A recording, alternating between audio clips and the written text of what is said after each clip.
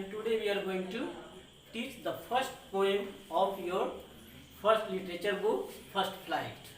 The names of poem is The Dust of Snow.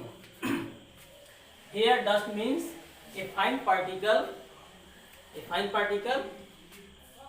Dust means a fine particle. First of all, we will see in this poem particularly, it is a 8-line poem. It is divided into 2 stanzas. Each stanza has 4 lines. Each stanza has 4 lines. It has only 8 lines. 8 lines poem is called octave. That means it is a octave. It is a octave and it is written by Robert Frost. Robert Frost was an American poet. He was born on 26th March 1874 and in 1923 he has published the poetry. Its name was New Hampshire, and The Dust of Snow is a poem of this poetry, New Hampshire, and for this he got the Pulitzer Prize in 1923. Now we see the poem. It has 3 main things. First one is crow. Crow indicate to unauspicious. That means it also shows to negativity. Second one is hemlock tree. Hemlock tree is a poisonous tree. It is look like a Xmas tree and it has a white flowers. That means hemlock tree also shows to negativity. Third one is poet's mood. Poet's mood was sad.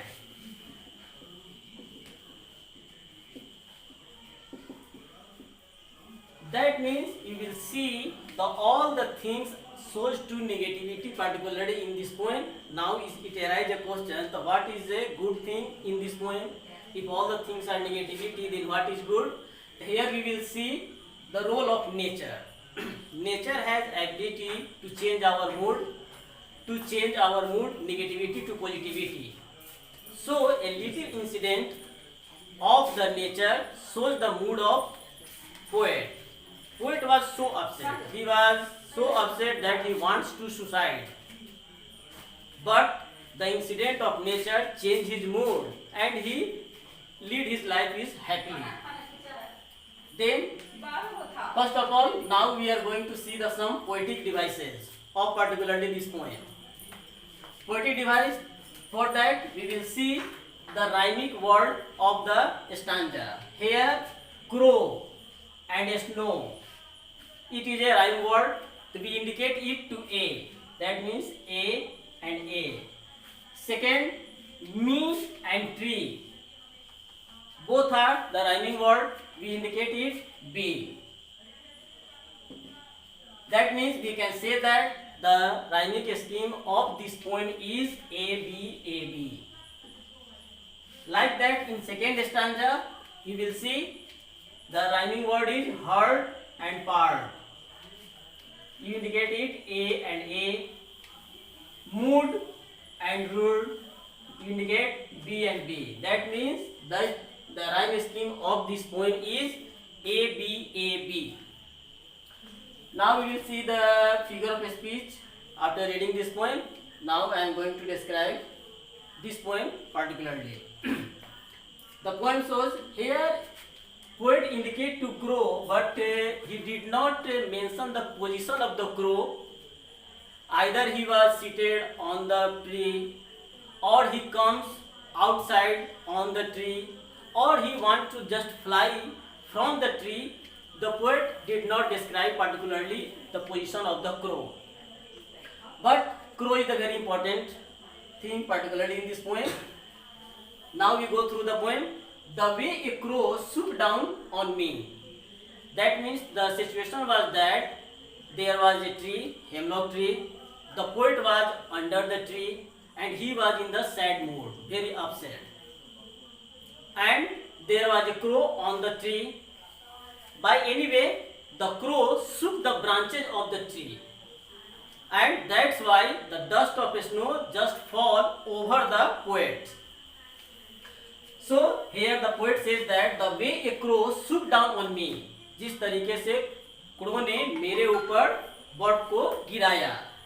The dust of snow from a hemlock tree, ऊपर से क्या गिरा? The dust of snow from the tree on the poet's body has given my heart a change of mood. और dust of snow जब poet के hand को, face को जब टच किया तो उसका कूलनेस जो था, उस कूलनेस ने क्या किया कि पोइट के मूड को चेंज कर दिया पूरी तरह से. और निगेटिविटी के बारे में कहा जाता है कि एक बार अगर आपके दिमाग से निगेटिविटी अगर हट जाए तो दोबारा नहीं आ सकता है. पर्टिकुलरली वही निगेटिविटी, दूसरी निगेटिविटी आ सकती है, लेकिन एक जो निगेटिविटी आपके अंदर है, आप किसी बात को लेकर अगर उदास हैं और किसी भी कारणवश वह निगेटिविटी अगर आपके ब्रेन से आउट हो जाता है तो फिर दोबारा वही निगेटिविटी नहीं आ सकता है. तो उस समय एक कूलनेस ऑफ आइस जो था, कूलनेस ऑफ स्नो जो था, उसने क्या कर दिया कि पोइट के मूड को चेंज कर दिया. And save some part of the day I had ruled. और उसके बाद पोइट ने जो सोचा था कि वो आगे अब काम नहीं करेगा, वो सैड होकर जो बैठ गया था, उसने क्या कर दिया, उसके मूड को चेंज कर दिया, उसके निगेटिविटी को पॉजिटिविटी में बदल दिया और फिर से वो री एनर्जेटिक हो गया और फिर वो अपने काम पर चला गया. यहाँ पे एक चीज बताया जा रहा है कि नेचर जो है स्पीचलेस को कम्युनिकेट करता है ह्यूमन बीइंग से, और ह्यूमन बीइंग को बहुत तरीकों से सहायता करता है, बहुत ही तरीकों से सहायता करता है. हाँ, इसलिए नेचर में बहुत सारा चीज पाया जाता है जो क्या करता है, हमारे मूड को चेंज करने की एबिलिटी नेचर के अंदर है. तो यहाँ नेचर की इंपॉर्टेंस को बताया गया है, उसकी हर एक इंसिडेंट जो है वो हमको सहायता करता है. And the figure of speech in this poem is alliteration.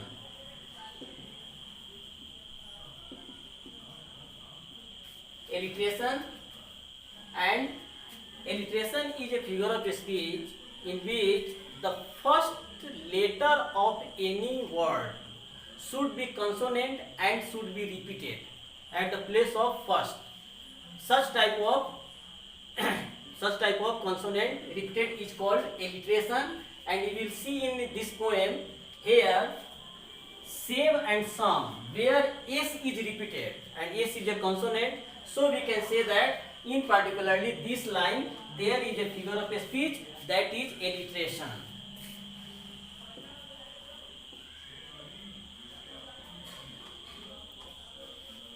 Okay, thank you.